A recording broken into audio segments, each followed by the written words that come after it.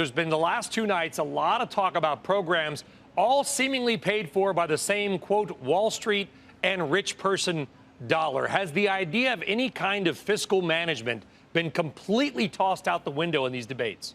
That certainly isn't, I think, where the Democratic Party and probably the Republican Party, too, for that matter, is right now. There's no talk about the debt or deficit. I think the general feeling, interest rates are low. They're going to stay low. We've probably been, too tight already. We need to spend more. That's where they're coming from. I think making the argument against these programs that we just can't pay for them, that may work in a general election. It's not going to work with Democratic primary voters. It was amazing, John. I mean, Joe Scarborough tweeted last night. He basically said, this is stupid. Why are they going after each other and even Obama's policies and not Trump? Did you see it that way? Too much sort of internecine fighting. I did. I think this was a good debate for Donald Trump and the Republican Party. You had very serious attacks going back and forth. As last time, we had Joe Biden being attacked on whether he was too in league with segregationists. We had Kamala Harris attacked by Tulsi Gabbard as to whether she had withheld evidence, exculpatory evidence in a capital murder case. That's a pretty serious thing to say about somebody.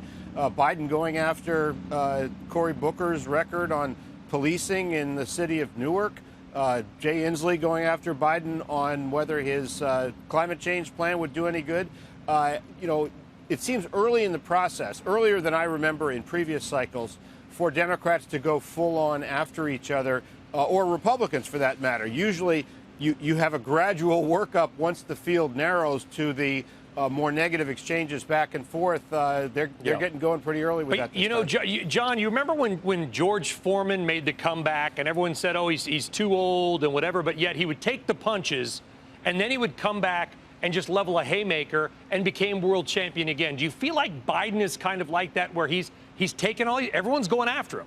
He's taken all these punches, but is there any sign that that's affected him at all in the polling? Well, he slipped after the first debate when Harris went after him. He has recovered that ground.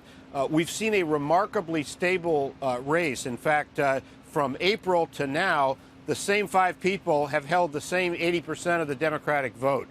So that suggests that even candidates who did well last night, like Cory Booker, Julian Castro also did well, as he did in the first debate, didn't move. Cory Booker may not move either. So this thing may be actually stuck. But I got to say, from watching Joe Biden, I don't see a real strong haymaker coming from him. I thought he held his own. He took some blows last night.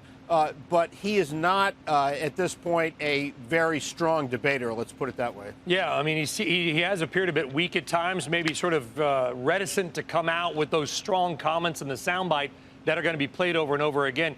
Jimmy, going back to the economy, I mean, bizarrely, not a lot of conversation about the economy, not a lot of conversation about China, but healthcare. What's interesting to me is this. You can hate insurance companies in the healthcare system. I get it.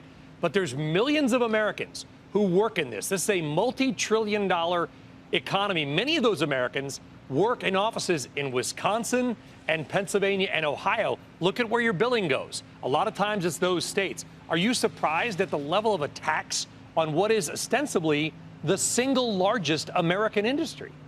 Yeah, they might want to talk about what's going to happen to really millions of workers. It's where there's job growth, massive industry. What happens to them? Yeah, Medicare for all. We're going to kill an industry that employs 1 million people. Where are they going to go?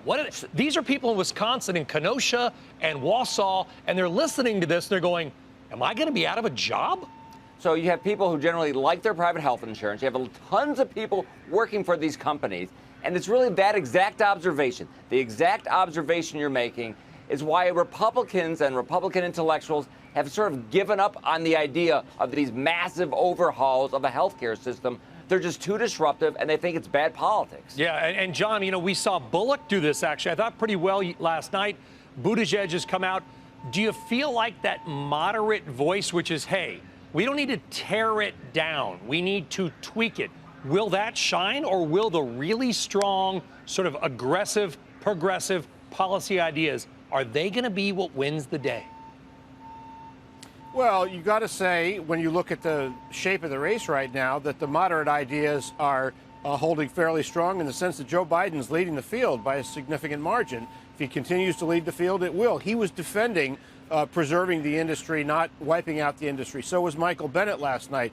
Michael Bennet is one of the moderates who is poised or hoping that if Joe Biden collapses, he can move into that void. At the moment, so you have to say that those moderate forces are leading the field. They're not leading the argument on stage, and you have an unusual zeal for some of these Democrats to basically condemn the very idea of a healthcare business, which, as you say, very fast-growing American business. People can argue about how insurance companies behave, but it's going to be very difficult to try to uproot an American industry of that way. And if you look at the polling, voters are with the moderate voices. They don't want to get rid of private health insurance. That's what makes Medicare for All go down in the polling when you add that element. So I suspect that's where the Democratic nominee will end up.